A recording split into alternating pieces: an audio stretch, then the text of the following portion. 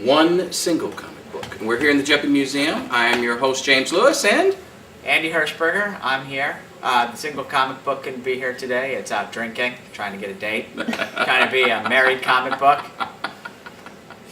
Today we are going to be talking about the comic book industry in motion pictures. What's going on in film. So anybody who has been watching the film industry lately has seen that there has been a plethora of comic-related movies that have been coming out. I think coming up later this month, the Avengers DVD comes out. It's already out. Is it already out? Yeah, okay. I watched it online the other day. And it to date is approaching $1 billion in revenue. So today Andy and I are going to be discussing the industry a little bit. So what have you seen so far? Well, I did see the Avengers movie. What'd you think about it? Didn't like it at all. Really? Terrible film. You're joking. Not at all. Why? The characters were written in a glib style. I think they sacrificed character development for quippy one-liners. The balance was off. There were a lot of jokes that were common in the Marvel Universe that I think could have been disposed of for a more general audience. For example, S.H.I.E.L.D. was so inept that one wondered how they got that flying battleship. They must have stolen it from the smarter villains and then not quite knew how to film it. There are moments that it's like, okay, I can understand you being clever, but do you really have to have a pilot who is so dumb he doesn't know which way to direct the ship to find east or west? And those pulled me out of the film. And also, it's very difficult to have suspension of disbelief or to lose yourself in fear that the character will be hurt when within the first 15 minutes the characters beat each other up so badly and suffer no real consequences that it's almost like, okay, the CGI character is getting smacked around again. I know he can survive this. I just saw Thor crush his legs and slam him into the earth. Now he's in a propeller. Oh, yeah, no, that's not going to be a problem for him. So I was very disappointed with the way that it failed in much the same way a lot of the superhero films tend to be, is they tend to be more clever than have a good through line. They tend to be more... So basically you're feeling right now that it wasn't real enough? That they didn't bring the real elements in? If you're talking about injury to a character... Well, I think that it went for simple laughs and didn't go for stability. And I do not need or want too much reality in my superhero film. I agree. I mean, I think that there was a great story to be told, but I think that the way it was handled was to my aesthetics, because I'm definitely in the minority and I have nothing but my own opinion to go by, and I do not dismiss anybody else's opinion. There were lots of things for different aesthetics to appreciate, but for me particularly, I felt that it just was a little too fanfic. It didn't really have a narrative build that went anywhere, and the last part of the film is the problem a lot of movies have, particularly like the Transformer films, these CGI effects heavy films, where the entire film ends in a 20 square foot blocks. They all stay in the same box as things destroy around them, but they don't really move away from that box. And of course, the steal from the Phantom Menace, where the trope of having, there's a main ship, but when you blow it up, everything else goes down. That was a little disappointing to me. There was no sense of danger, except for maybe some of the patrons who would occasionally get a scratch. Well, I've got to tell you, that has to be one of the most unique descriptions of the movie I've ever heard. But I do agree with you that you are definitely in the minority. Well, in I would regards hope to, that you would. It especially would be a fun since show if you like. I agree with that 100%. You know, when you got a film that's approaching, you know, almost $1 billion in revenue. Well, here's a you question know. though: if a taco that made you vomit had sold $1 billion and made over $1 billion in grosses, and everybody else loved it, would you then go, "Well, I must be wrong and need another one"? I'd have to try it again, yeah.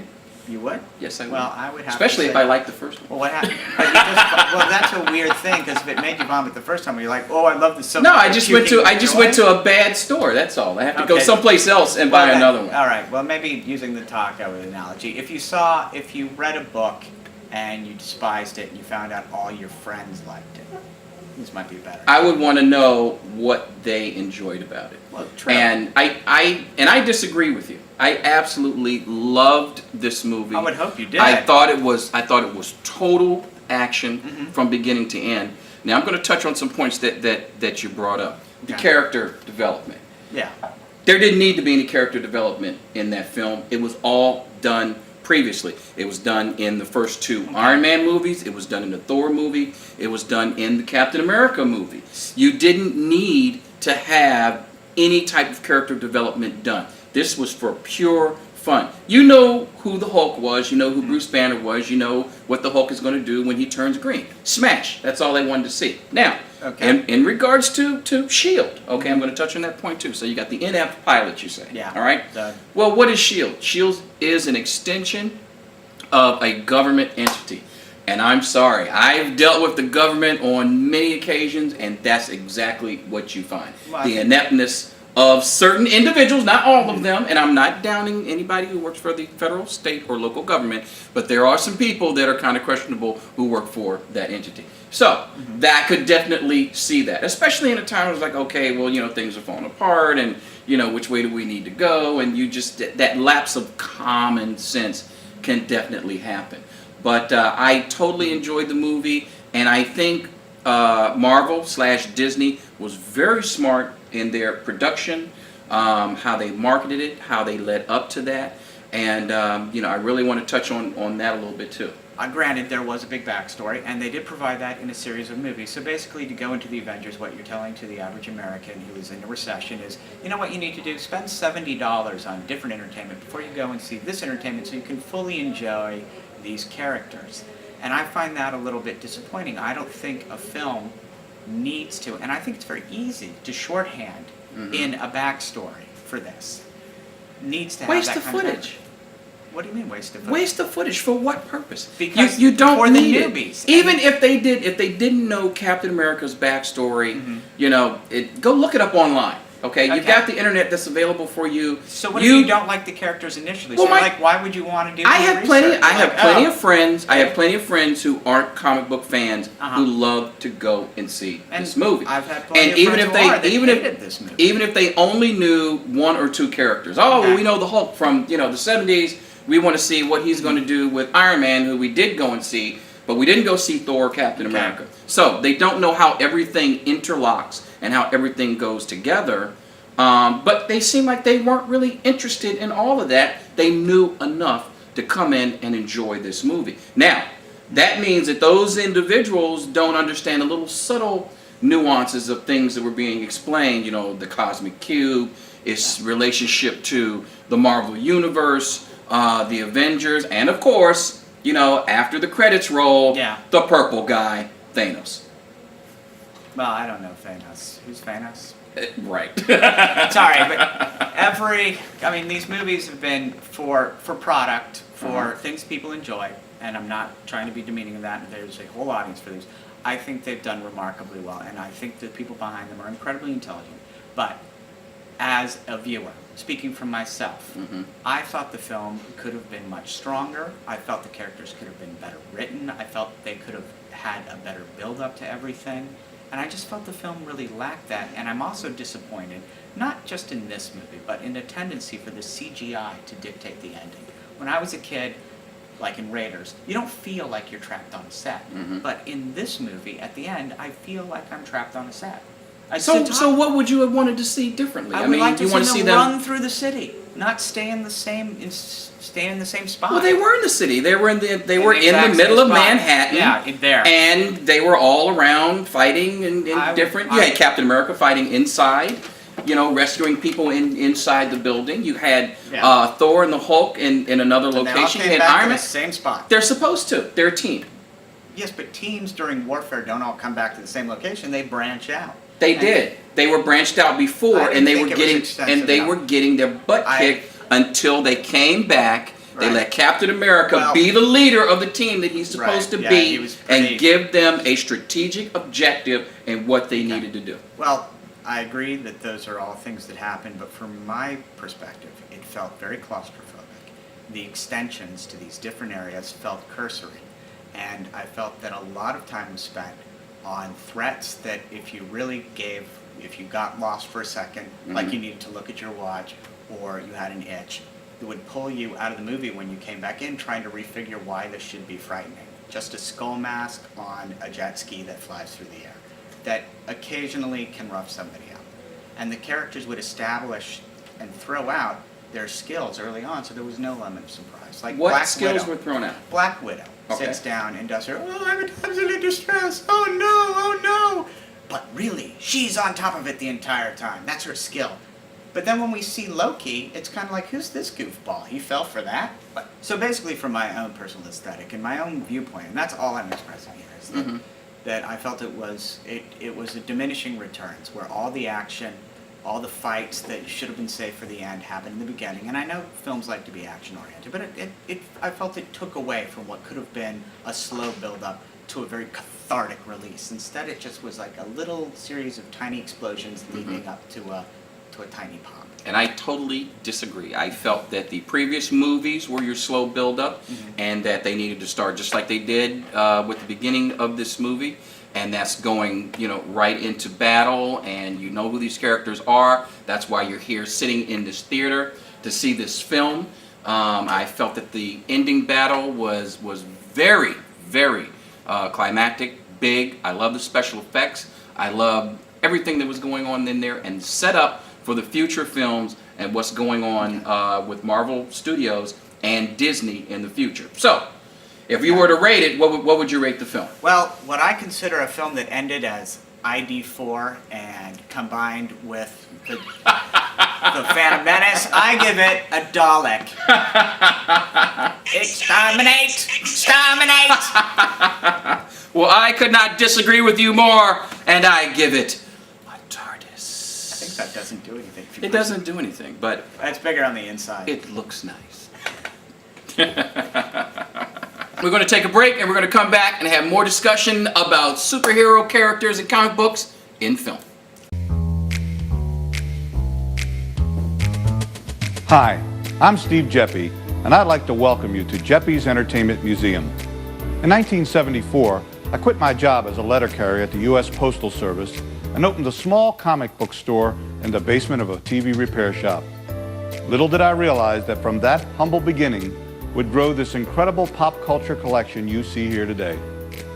At the center of that collection is the comic character, the Brownies, Buster Brown, Mickey Mouse, the Lone Ranger, Superman, Barbie. These are just some of the characters who've made a tremendous impact on our individual childhoods to distract us. They've brought us relief in times of trouble, like the Great Depression and World War II. Today, they help us escape the pressure and stress of our ordinary, everyday lives. But there's more to it than that. These characters have played a large and largely unrecognized role in our education. Batman comic books helped me to learn to read when I was 5 years old. Thanks, big guy. That experience fostered a lifelong love of reading. I had dreamed of creating this museum for almost 30 years, but where to build it? When I toured Camden Station for the first time in 2003, I realized I had finally found the home these characters so richly deserved. Abraham Lincoln passed through this building 4 times. When Babe Ruth left his boyhood home of Baltimore to play for the Boston Red Sox, he took a train from this very station. Today, the first floor houses Sports Legends at Camden Yards, a museum which chronicles the history of Maryland sports. If there is a more appropriate place to display the history of pop culture in America, I can't think of it.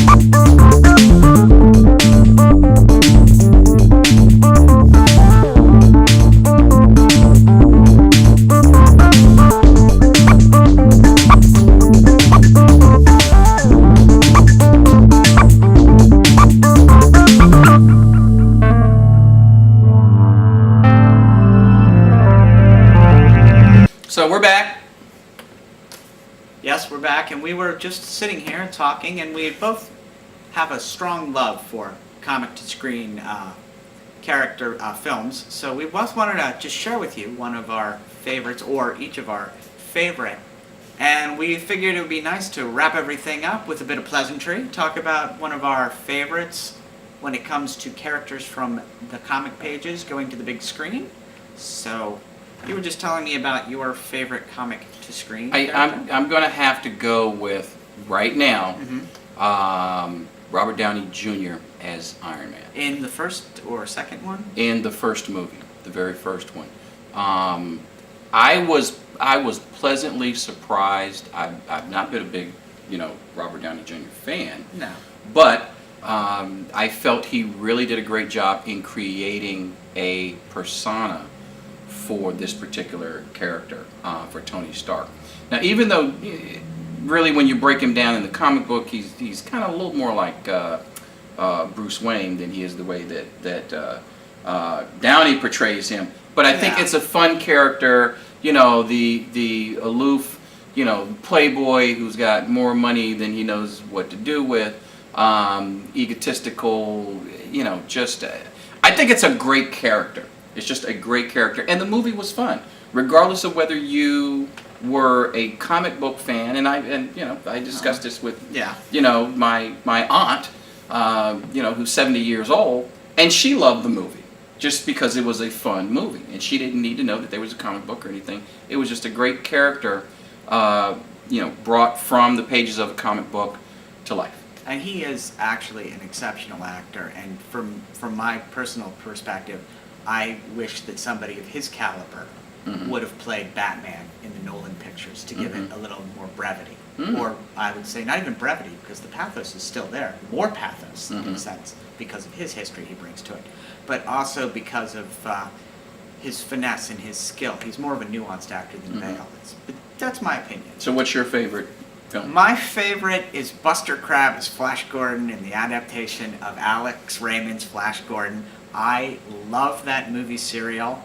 It is exceptional to me on so many levels to watch an early 30s film. And the special effects are chintzy, but they hold up really well, and you get wrapped up into this tale. It was fun. It's great. It's like watching the precursor to Star Wars. It's got the scroll starting it up. It's got the chapter. It's got the actor who's not as wooden as they'd like you to believe, and people in misfitting suits and robots that would never look like that today, like boilers just walking around with stiff arms. And it's such a joy to sit through. And there's 3 series, and I love them so much. There's something to be said about nostalgia.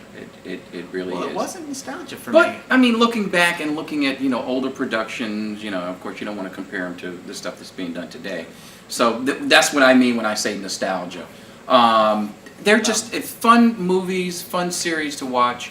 And yeah, it was good. But don't think I'm mirrored in the past, that I only need this stuff. I do think that Takashi Miike is soon going to release RoboCop, his remake of it. I'm expecting very good things from that, even though it didn't really come from comic. I Came have from the land of awesome. I have seen some of the still production photos of that. I don't know. The question mark is there. I would like to be pleasantly surprised, but I don't know. I'm just waiting for Lars Van Trier's superhero movie. No happy endings. I guess it'd just be the beginning story of Batman and then end. So anyways, I was very interested in talking about the Christopher Reeve at some point, the Superman, because I love that film. Up! It's the R2-D2 phone! Got a call coming in. Hello, R2. What? Uh-oh, looks like we got a video of Patrick Michael Strange. Take it away, R2! You back! Hi, Zombie Wombie. Oh my! You must have gotten stuck in Balloon Land, huh? Yes? Zombie Woman stuck in Balloon Land, and Pincushion Man tried to pop me! Oh God! He turned me into a balloon! I said, no! You said Not Zombie Wombie! no, you can't do that. Not to Zombie Wombie, but it looks like you've grown some appendages here. Won't they come off? Oh, They won't come off. could you Something needs to be done about that. Let's see. Looks like you've been at a burlesque party or a 10-year-old clown party. You've got to do something like that. You could put on a whole act like that, Zombie Wombi. Something to think about. Okay. Now, this might hurt just a little bit, okay? But just brace yourself. I can do it. Okay. I know you can. Okay. I don't have my hypno lollies, so I can't. I know, it's so sad. Like, I can't hypnotize you or else it would be totally painless, but with this, you'll get a little pain. Just a little pain. Okay? All right. Let's see. I feel like Pincushion Man. I take no pleasure in this.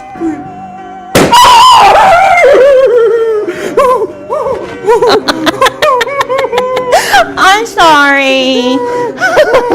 It just hurts a little, right? I might have some dementia juice or something that you could drink.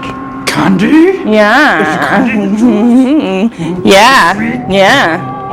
You'd like that, right? Oh yeah, Zombie Wombi like candy. Yeah, dementia juice. Drink it. Wonder what's going to happen. Zombie Wombi feel like Papa. Yeah. I think you've had enough. This should make things much better now. Yeah.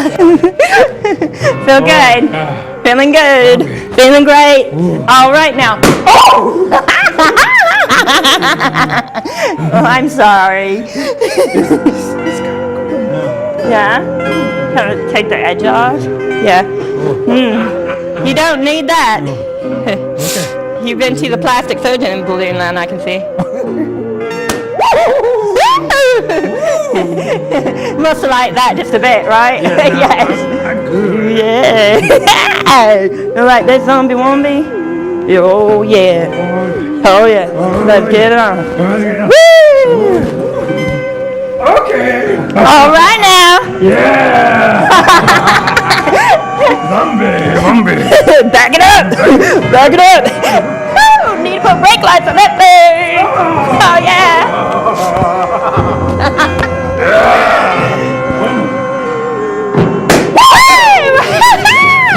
Anyways, it looks like we have to wrap it up for this exciting episode of Two Guys in a Comic Book, which is now more like Four Guys in a Comic Book. And we're going to end on a happy ending. We'll keep you posted. So it looks like we're happy to leave you with two recommendations: Iron Man, Flash Gordon. Whichever path you go, you'll probably be able to decide which one of our aesthetic appreciations you more than favor. But either way you go, human, his. If you're a robot, mine. But either way you go, you'll have a happy ending, which is what we're doing for the show right now, giving you a happy ending. Merry seasons. So James Lewis, Andy Hirschberger, Two Guys in a Comic Book. Tune in next time and we will have more exciting topics discussing comic books and things that are happening comic book related. Just in case you didn't know, all the items featured today in Two Guys in a Comic Book are available at the You Would Make a Good Dalek store in England, but in the United States you can come to Jeppy's Comic World, the Jeppy's Entertainment Museum, and acquire delightful objects like this. Right here in Baltimore, Maryland, Camden Yards. Camden Yards, Camden Station, 2nd floor.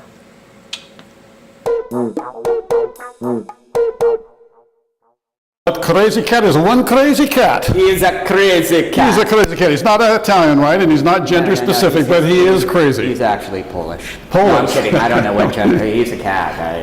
He's a stray. Or she is a stray. We don't know. Well, I've had a great time on these early segments thing, but we have one more special thing you've brought. That's right. I wanted to continue with Crazy Cat because I love it so much. And the other thing I love so much is a circus. I am a bit of a traditionalist. When the circus comes to town, I'm always there, and nothing is more fun to me than cartoons that either feature horrific monsters or circuses. And which one do you have for us? I have At the Circus, Crazy Cat at the Circus, and this is by Cartoons on Film at AOL.com.